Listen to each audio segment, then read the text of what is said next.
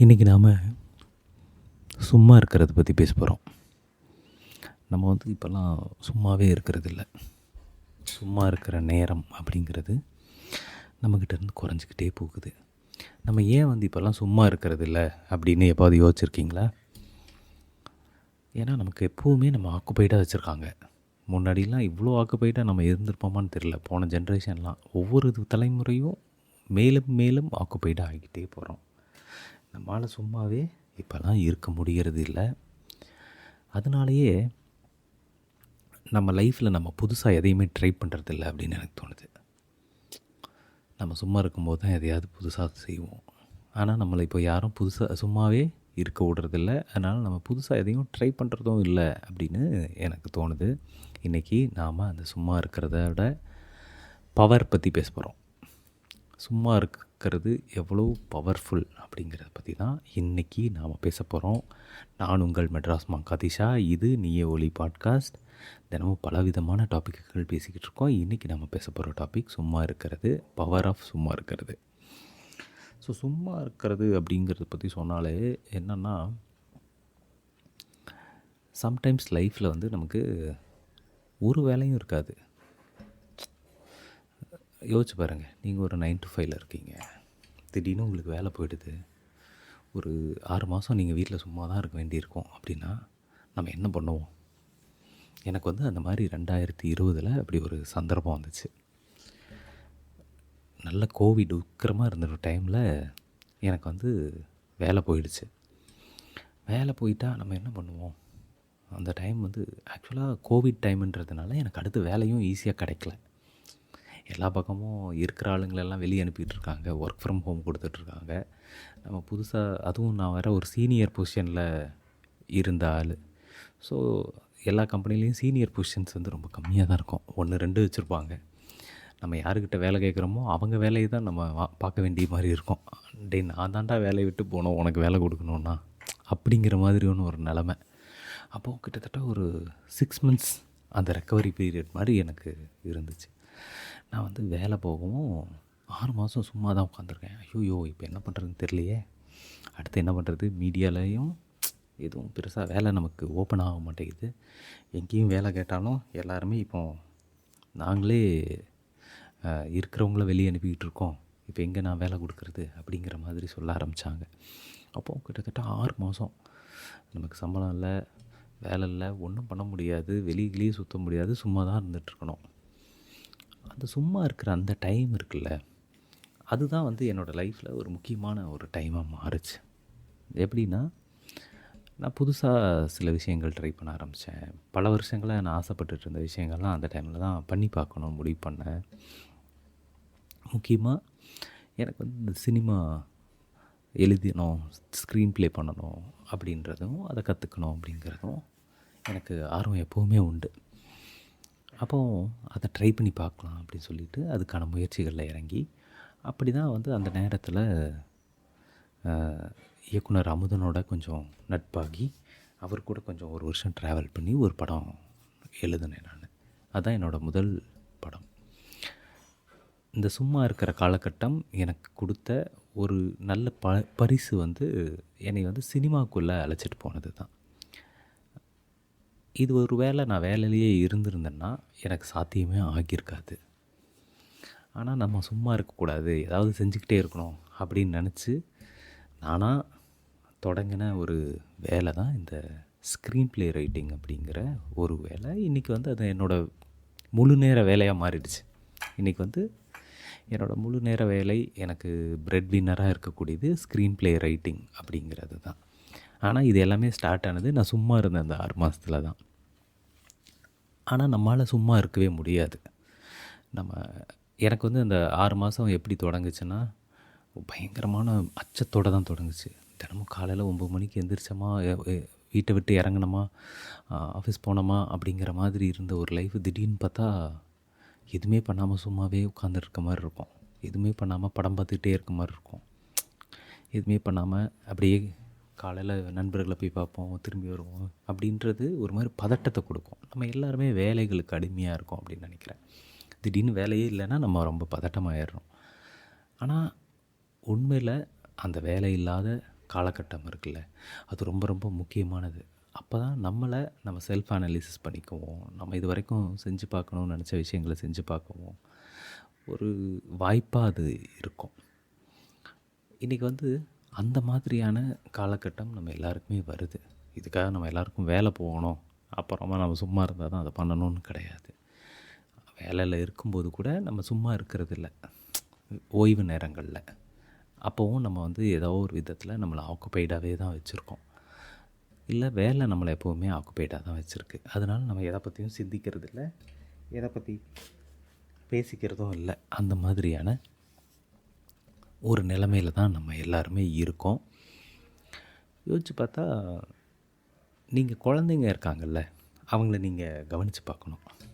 என்னென்னா, இந்த குழந்தைங்கள அளவுக்கு நமக்கு வாழ்க்கையோட விஷயங்களை கற்றுக் கொடுக்கக்கூடியவங்க யாருமே இருக்க மாட்டாங்க.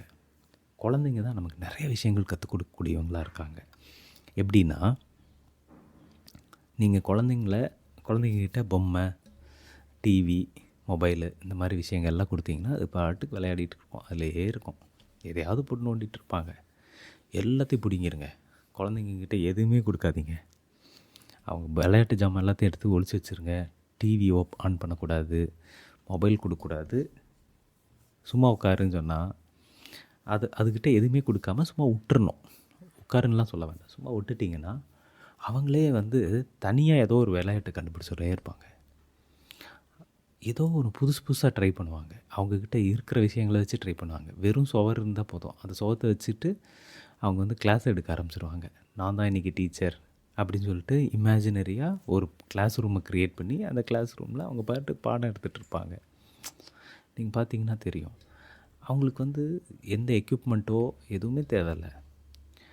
அவங்களோட பிரெயின் தான் அவங்களுக்கான அந்த ப்ளே ஸ்பேஸ் அப்படின்னு வச்சுக்கலாம். அந்த ப்ளே ஸ்பேஸை வந்து தன்னோட பிரெயின்குள்ளேருந்து அவங்களால உருவாக்க முடியும். அங்கேருந்து பயங்கர க்ரியேட்டிவாக அவங்க வந்து தானே கேம்ஸை கண்டுபிடிப்பாங்க. அந்த கேம்ஸ் எல்லாம் பார்க்க ரொம்ப ஆச்சரியமாக இருக்கும். எப்படி எங்கேருந்து இந்த குழந்தைங்களுக்கு இப்படியெல்லாம் தோணுது அப்படிங்கிறது. அது எங்கேருந்து வருது அப்படின்னு பார்த்திங்கன்னா, இது இந்த சும்மா இருக்கிறது அப்படிங்கிற அந்த விஷயத்துலேருந்து வரக்கூடியது தான். ஏன்னா நம்மளால் சும்மாவே இருக்க முடியாது அப்படிங்கிறது தான் நம்ம பிரச்சனையே. நம்ம அப்படி சும்மா வந்து நிர்பந்திக்கப்படும் போது நம்ம வந்து எதையாவது புதுசாக பண்ணி அதிலேருந்து எஸ்கேப் ஆக ட்ரை பண்ணுவோம். அப்படி பண்ணும்போது நம்மளுடைய படைப்பாற்றல், அதாவது க்ரியேட்டிவிட்டி வந்து ரொம்ப ஒரு பிளாஸ்ட் ஆக ஆரம்பிக்கும். நிறைய புதுசாக க்ரியேட்டிவாக நம்ம ட்ரை பண்ண ஆரம்பிப்போம். நம்ம சும்மா இருக்கும்போது நம்ம வந்து க்ரியேட்டிவாக திங்க் பண்ண ஆரம்பிப்போம். பயங்கர க்ரியேட்டிவாக திங்க் பண்ண ஆரம்பிப்போம். நமக்குள்ளே இருந்து க்ரியேட்டிவிட்டி ரொம்ப அதிகமாக வெளிப்பட ஆரம்பிக்கும். நம்ம புதுசாக ஏதாவது கண்டுபிடிப்போம். அதுக்காக நம்ம வந்து சயின்டிஸ்ட் ஆகிட மாட்டோம். புதுசாக கண்டுபிடிப்போன்னா எப்படி வந்து சும்மா இருக்காமல் இருக்கிறது அப்படிங்கிறதுக்கான விஷயங்களை நம்ம கண்டுபிடிக்க ஆரம்பிப்போம். அப்படிப்பட்ட ஒரு ஆற்றல் கொண்டது தான் இந்த சும்மா இருக்கிறது. ஆனால் என்ன பிரச்சனைனா, நம்ம பெரும்பாலும் சும்மா இருக்க மாட்டோம். நம்மளை வந்து ஒரு 10 நாள் வீட்லேயே இருக்கணும் அப்படின்னு சொல்லிட்டா நம்ம பாட்டுக்கு நெட்ஃப்ளிக்ஸை போட்டு ஏதோ ஒரு வெப் சீரிஸ் 10 சீசன் பார்த்தோன்னு வச்சுக்கோங்க, 10 நாள் ஓடிடும். அப்படியே உட்காந்து பார்த்துக்கிட்டே இருப்போம்னு வச்சுக்கோங்க. நமக்கு ஒரு பெரிய பிரச்சனை இருக்காது. 3 வேளை சாப்பிட்டோமா, படம் பார்த்தோமா, தூங்கினோமா, இப்படியே போயிடலாம். இப்படியே ஓடிடும்னு வச்சுக்கோங்க காலம். அது பாட்டுக்கு ஓடிக்கிட்டே இருக்கும். ஆனால் அந்த நேரத்தில் நம்ம சிந்திக்கவே மாட்டோம். நம்ம வந்து இந்த மாதிரி ஆக்குப்பைடாக இருக்கிறம்போது எதையுமே சிந்திக்க மாட்டோம். இதுவே உங்கள்கிட்டேருந்து அந்த நெட்ஃப்ளிக்ஸு, டிவி, மொபைலு எல்லாத்தையும் பிடிங்கிட்டு வந்துச்சுங்க. ஏன்னா இந்த மொபைல் இருந்துச்சுன்னு வச்சுக்கோங்களேன், 10 நாள் இல்லை, 10,000 நாள் கூட நம்ம சும்மாவே உட்காந்துருக்கலாம். ஒன்றும் பண்ண வேண்டாம். ஃபோன் எடுத்து ஓப்பன் பண்ணி இன்ஸ்டாகிராமில் ரீல்ஸ் பார்க்க ஆரம்பிச்சிங்கன்னு வச்சுக்கோங்க. காலையில் எழுந்திரிச்சு ரீல்ஸ் பார்க்க ஆரம்பித்தோம்னா நைட்டு வரைக்கும் பார்த்துக்கிட்டு இருக்கலாம். ஓடிக்கிட்டே இருக்கும். சலிக்காது. நமக்கு சலிக்கவே கூடாது அப்படிங்கிற மாதிரியாக தான் அவங்க வந்து அந்த இதை வந்து உருவாக்கியிருக்காங்க. அப்படிப்பட்ட ஒன்று தான் அந்த இன்ஸ்டாகிராம் ரீல்ஸு. என்னென்னா, சோஷியல் மீடியா உருவாக்கப்பட்டதே நமக்கு சலிப்படையவே கூடாது அப்படிங்கிற மாதிரி தான். நீங்கள் எவ்வளோ கன்சியூம் பண்ணாலும் உங்களுக்கு திகட்டாது. அந்த மாதிரியான ஒரு அல்காரிதம் சாஃப்ட்வேர் இதெல்லாம் யூஸ் பண்ணி தான் இந்த சோஷியல் மீடியா உருவாக்கப்படுது. எப்படி ஒரு மனிதனுக்கு சலிக்கவே சலிக்காத என்டர்டெயின்மெண்ட் கொடுக்கறது அப்படிங்கிறது தான். அப்போ நம்ம சிந்திக்கவே மாட்டோம். அப்படியே உட்காந்துருப்போம், இதையே பண்ணிக்கிட்டு இருப்போம், இப்படியே இருப்போம், புதுசாக எதுவுமே ட்ரை பண்ண மாட்டோம். டைம் ஓடி போயிட்டே இருக்கும். ஆனால் இது எல்லாத்தையும் தடை பண்ணிட்டீங்கன்னு வச்சுங்க, நம்ம வேறு வழியே இல்லை, எதை பற்றியாவது யோசிச்சே தான் ஆகணும். அப்போது வேறு வழி இல்லாமல் நம்ம புது விஷயங்களை ட்ரை பண்ண ஆரம்பிப்போம். சும்மா இருக்கும்போது தான் நமக்குன்னு ஒரு புது கேரக்டர்ஸ் உருவாக ஆரம்பிக்கும். நான் சமீபத்தில் வருண் சக்கரவர்த்தின்னு ஒரு பவுலர், அவருடைய ஒரு பேட்டி பார்த்துட்டு இருந்தேன். ரொம்ப இன்ட்ரெஸ்டிங்கான பேட்டி. ஏன் அப்படின்னு சொல்கிறேன். ஏன்னா வருண் 23 வயசு வரைக்கும் ஒரு ஆர்கிடெக்ட். அவர் ஆர்கிடெக்சர் இன்ஜினியரிங் ஏதோ படிச்சிருக்காரு. படிச்சுட்டு ஒரு கம்பெனியில் ஆர்கிடெக்டாக வேலை பார்க்குறாரு. ஆனால் அவருக்கு அது பிடிக்கல. அவருக்கு போர் அடிக்குது. அவருக்கு வேறு ஏதாவது செய்யணும் அப்படின்னு அவருக்கு தோணுது. ஸோ அவர் ஆக்டிங் ட்ரை பண்ணலாம் அப்படின்னு ஆக்டிங் கிளாஸ் எல்லாம் போகிறாரு, ஆடிஷன்ஸ் போகிறாரு. ஒரு 2-3 படங்களில் சின்ன சின்ன கேரக்டர்ஸ் நடிச்சிருக்கார் போல இருக்குது. ஆனால் அவருக்கு சரியான பெரிய பிரேக் கிடைக்கல. அப்போது அந்த மனுஷன் பேசாமல் நம்ம டைரக்டர் ஆகிடலாம் அப்படின்னு ட்ரை பண்ணியிருக்காப்புல. அதுவும் சரியாக ஒர்க் ஆகலை. இந்த காலகட்டத்தில் அவர் கிட்டத்தட்ட ஆர்கிடெக்சர் அந்த இதுலேருந்துலாம் கம்ப்ளீட்டாக வெளியே வந்துட்டாப்புல. சும்மாவாக தான் இருக்கார், பெரும்பாலான நேரம் சும்மா தான் இருக்கார். இப்போ கையிலையும் பணம் இல்லை. அந்த டைமில் சும்மா இருக்காமல் ஏதாவது பண்ணிகிட்ருப்போன்ட்டு கிரிக்கெட் ஆட ஆரம்பிக்கிறாரு. 25-26 வயசில் ஒரு மனுஷன் கிரிக்கெட் ஆட ஆரம்பிக்கிறாப்புல. கிரிக்கெட் ஆட சும்மா வெட்டியாக இருக்கோம் வீட்டில், போய் கிரிக்கெட் விளையாட போனோம்னா ஒரு 500 ரூபா கிடைக்கும். இப்போல்லாம் மேட்ச்சுக்கெல்லாம் காசு கொடுப்பாங்க. இந்த டோர்னமெண்ட் மேட்ச் ஆடுறதுக்கு 500 ரூபா 1000 ரூபா அந்த மாதிரி உங்களுக்கு பணம் கிடைக்கும்ன்ட்டு இவர் சும்மா இருக்காமல் இதை பண்ணுவோம் அப்படின்னு நினச்சி அதை பண்ண ஆரம்பிக்கிறப்பல. பண்ண ஆரம்பித்தவர் 27 வயசில் லோக்கல் மேட்சஸ் ஆடி, டிவிஷன் ஆடி, டிஸ்ட்ரிக்ட் லெவல் ஆடி, அப்படியே ரஞ்சி, டிஎன்பிஎல் அப்படின்னு ஆடி 3 வருஷத்தில் இந்தியன் டீமுக்கு ஆட ஆரம்பிச்சிருக்காப்புல. அநேகமாக இவ்வளோ ஸ்பீடாக இந்தியன் டீமை ரீச் பண்ண ஒரே இந்திய கிரிக்கெட் வீரராக அவர் தான் இருப்பார். ஏன்னா இன்றைக்கெல்லாம் பிறந்த குழந்தைக்கே இவங்க கையில் பேட்டை கொடுத்து எப்படியாவது இந்தியன் டீமில் சேர்த்துடணும் அப்படின்னு 16 வருஷம் 18 வருஷம்லாம் ட்ரை பண்ணிக்கிட்டு இருக்காங்க. ஆனால் இவருக்கு ஒரு 3 வருஷத்தில் அது சாத்தியமாயிருக்கு. இவருக்குள்ளே இவ்வளோ கிரிக்கெட் ஆர்வமும் டேலண்ட்டும் இருந்தது அப்படிங்கிறத அவர் சும்மா அதாவது சினிமா வாய்ப்புகள் இல்லாமல் சும்மா இருந்திருக்காருல்ல, அந்த சினிமா வாய்ப்பு இல்லாத சும்மா இருந்த காலகட்டம் தான் அவருக்கு பரிசாக கொடுத்துருக்கு. இது ரொம்ப முக்கியமானது. அவரே அதை நினச்சி பார்க்கல. Life will take you to some unknown places when you try something அப்படின்வாங்கள்ல, அந்த மாதிரி அவரை எங்கேயோ அது கூட்டிகிட்டு போயிட்டுருக்கு. அவர் அந்த அந்த மாதிரி வாழ்க்கையில் நான் கிரிக்கெட்டர் ஆயே தீருவேன் அப்படின்னு லட்சியம்லாம் வச்சுக்கல. சும்மா இருக்கும்போது ஏதாவது பண்ணணும் அப்படின்னு சொல்லிட்டு கிரிக்கெட் ஆட ஆரம்பித்த ஒரு மனுஷன் இன்றைக்கி இந்தியாவோட முக்கியமான ஸ்பின் பவுலராக மாறிட்டாப்புல. அவர் தான் வருண் சக்கரவர்த்தி. எனக்கு இதை கேட்கும்போது ரொம்ப ஆச்சரியமாக இருந்தது.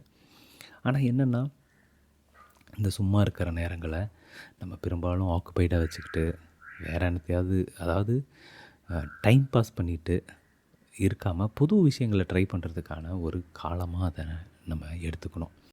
வாழ்க்கை நமக்கு நம்மளையே திரும்பி பார்க்கவும் புது விஷயங்களை ட்ரை பண்ணி பார்க்குறதுக்கும் கொடுத்த வாய்ப்பாக தான் அதை நம்ம பார்க்கணும். அது என்ன பண்ணும் அப்படின்னா, உங்களுக்கு புது ஒரு கேரக்டரை உருவாக்குறதுக்கான வாய்ப்பை அது கொடுக்கும். நீங்கள் அது வரைக்கும் வேறு ஒரு கேரக்டராக இருந்திருப்பீங்க. நீங்கள் ஒரு மார்க்கெட்டிங் எக்ஸிக்யூட்டிவாக இருந்திருப்பீங்க. ஆனால் நீங்கள் இந்த சும்மா இருக்கிற நேரங்களில் செய்யக்கூடிய ஒரு விஷயம் பிற்காலத்தில் உங்களோட அடையாளமாகவே மாறும். நீங்கள் ஒரு ரைட்டராக ஆகிடுவீங்க, ஒரு கிரிக்கெட்டர் ஆகலாம், ஒரு ரன்னர் ஆகலாம், இல்லை நீங்கள் ஒரு ஆர்டிஸ்ட் ஆகலாம், ஒரு சிங்கர் ஆகலாம், என்ன வேணாலும் ஆக முடியும். ஆனால் இந்த சும்மா இருக்கிற நேரம் இருக்குல்ல, அதை சரியாக பயன்படுத்திக்க ஆரம்பிக்கணும். நம்ம ஆனால் என்ன பண்ணுறோம், சும்மா இருக்கிற நேரத்தில் நம்ம என்ன பண்ணுறோம் அப்படின்னு நீங்கள் யோசிச்சிங்கன்னா, சும்மாவே இருக்கிறது இல்லை. அதுதான் முக்கியமான பிரச்சனை. நம்மளை இந்த சமூகம் சும்மா இருக்க விடுவதே இல்லை, சிந்திக்கவே விடுவதே இல்லை. நம்மளை பற்றி நாமளே சிந்திக்கிறது, நமக்குள்ளே ஆழ் மனதில் புதைஞ்சிருக்கக்கூடிய கனவுகளை, நம்மளுடைய படைப்பாற்றலை, இது எல்லாம் வெளிப்படுத்துறதுக்கான ஸ்பேஸை கூட அது உருவாக்குறதில்ல. ஏன்னா இப்போல்லாம் ரொம்ப என்டர்டெயின்மெண்ட் ரொம்ப ஜாஸ்தி ஆகிடுச்சு. நம்மளை சுற்றி என்டர்டெயின் பண்ணிக்கிட்டே இருக்காங்க. நியூஸ் கூட என்டர்டெயின் தான் பண்ணுது. நம்ம எல்லோரும் நியூஸு நீங்கள் கவனித்து பார்த்தீங்கன்னா, ஒரு நியூஸ் கூட இப்போல்லாம் பொழுதுபோக்கான நியூஸ் தான். அது என்டர்டெயின்மெண்ட் கூட இல்லை, நியூஸோடைன்மெண்ட்டுன்னு வச்சுக்கலாம். அந்த மாதிரி ஆயிடுச்சு. அது எல்லாமே இன்றைக்கி வந்து நம்மளை ஆக்குப்பைடாக வச்சுக்கணும், நம்ம அதிக நேரம் அதில் செலவு பண்ணணும், நம்ம டைமை கொடு, என் டைமை கொடு அப்படின்னு சொல்லி தான் எல்லோரும் நம்ம கழுத்தில் சங்கிலியை போட்டு இழுத்து நம்மக்கிட்ட இருந்து டைமை பிடுங்கிக்கிட்டு தான் இருக்கானுங்க. யோசிச்சு பார்த்தா அப்போது அந்த டைமை வந்து பிடுங்குறவங்க அதிகமாகிட்டு இருக்க இந்த காலத்தில் நம்ம டைமை நம்மக்கிட்டே வச்சுக்கணும், சும்மா இருக்க பழகணும். சும்மா இருக்கும்போது இதையாவது நம்ம செய்ய ஆரம்பிப்போம். புதுசாக நம்ம கேமை கண்டுபிடிப்போம். அந்த குழந்தைங்கள்லாம் கண்டுபிடிச்சாங்க பாருங்கள். குழந்தைங்க வந்து சும்மா கண்டுபிடிப்பான், எதுவுமே இல்லைனாலும் அவன் ஏதோ ஒன்று கண்டுபிடிப்பான், ஏதோ ஒன்று செஞ்சுக்கிட்டே இருப்பான். அதுபோல் நாமளும் ஏதோ ஒன்று செய்ய ஆரம்பிப்போம். நமக்குள்ளே புதைஞ்சு கிடக்கிற யாரோ ஒருத்தனை வந்து நம்ம கண்டுபிடிப்போம். அது ரொம்ப முக்கியமாக இருக்கும். என்னென்னா 30 வயசுக்கு மேலே தங்களோட அடையாளங்களை மாற்றிக்கிட்டு வேறு ஒருத்தங்களாம் மாறின நிறைய பேர் நான் பார்த்துருக்கேன். வெறும் ஹவுஸ் ஒய்ஃப்ஸாக இருந்திருப்பாங்க 30 வயசு 35 வயசு வரைக்கும். அதுக்கப்புறம் வீட்டிலருந்தே சாரீ பிஸ்னஸ் பண்ண ஆரம்பித்து ஃபுல் டைம் பிஸ்னஸ் மேனாக மாறின நிறைய பெண்கள் இருக்காங்க. அவங்க ஏதோ ஒரு பிஸ்னஸ் பண்ணுவாங்க. வாட்ஸ்அப் வச்சு இன்றைக்கி எத்தனை பேர் எத்தனை பிஸ்னஸ் பண்ணுறாங்க. எத்தனையோ பொண்ணுங்க வீட்டுக்குள்ளேயே உட்காந்துட்டு நிறைய பிஸ்னஸஸ் பண்ண ஆரம்பிக்கிறாங்க. அவங்க யோகா கோச்சிங் கற்றுக்கிட்டு வீட்டிலருந்தே யோகா கற்றுக் கொடுக்குறாங்க. அப்படி நிறைய விஷயங்கள் 30 வயசுக்கு மேலேயும் 40 வயசுக்கு மேலேயும் புதுசாக நம்ம ஸ்டார்ட் பண்ண முடியும். ஆனால் அந்த சும்மா இருக்கிற டைமில் நம்ம செய்யக்கூடிய விஷயந்தான் அதுக்கான ஓப்பனிங்காக இருக்கும். சமூகம் வந்து நாம் யார் அப்படிங்கிறத ஸ்கூல்லையும் காலேஜ்லேயும் நம்ம மேலே திணிச்சு நீ இதுதான் அப்படின்னு சொல்லி வெளியே அனுப்பிச்சிரும். நம்மளும் அதுதான் நினச்சிட்டு அப்படியே வாழ்ந்துக்கிட்டு அப்படியே மறிச்சிருவோம். அப்படி இல்லை, நீ வேற அப்படின்னா அது என்னன்றதை நம்ம தான் கண்டுபிடிக்க முடியும். அதுக்கு நீங்கள் நிறைய சும்மா இருக்க பழகுங்க. வேலைக்கு போனாலும் வேலைக்கு நடுவில் சும்மா இருங்க, வீட்டில் கொஞ்சம் சும்மா இருங்க. முடிஞ்ச வரைக்கும் அதிகமாக சும்மா இருக்க பழகுங்க. அப்போது சும்மா இருக்கும்போது தான் உங்களுக்கு உங்களையே தெரிய வரும். நமக்குள்ளே இந்த மாதிரி ஒரு ஆற்றல் இருக்கா அப்படிங்கிறது. ஸோ நிறைய சும்மா இருங்க. சும்மா இருக்கிறத தாழ்வாக நினைக்காதீங்க. சும்மா இருக்கிற நேரத்தை உங்களுக்கான மாற்றத்துக்கான நேரமாக அதை நினைங்க. ஒருவேளை வாழ்க்கையும் சூழலும் நம்முடைய சந்தர்ப்பங்களும் நம்மளை சும்மா இருக்க வச்சுச்சுன்னா அதுக்கு ஒரு முக்கியமான காரணம் இருக்கும். அது என்னென்னா நீங்கள் யார் அப்படிங்கிறத தெரிஞ்சுக்கிறதுக்கான ஒரு காலம் அது அப்படின்னு நம்புங்க. ஸோ இதுதான். நாளைக்கு மறுபடியும் வேறொரு நல்ல டாப்பிக்கோடு உங்களை சந்திக்கிறேன். அதுவரை உங்களிடமிருந்து விடைபெறுவது உங்கள் மெட்ராஸ்மா கதிஷா. இது நீய ஒளி பாட்காஸ்ட்.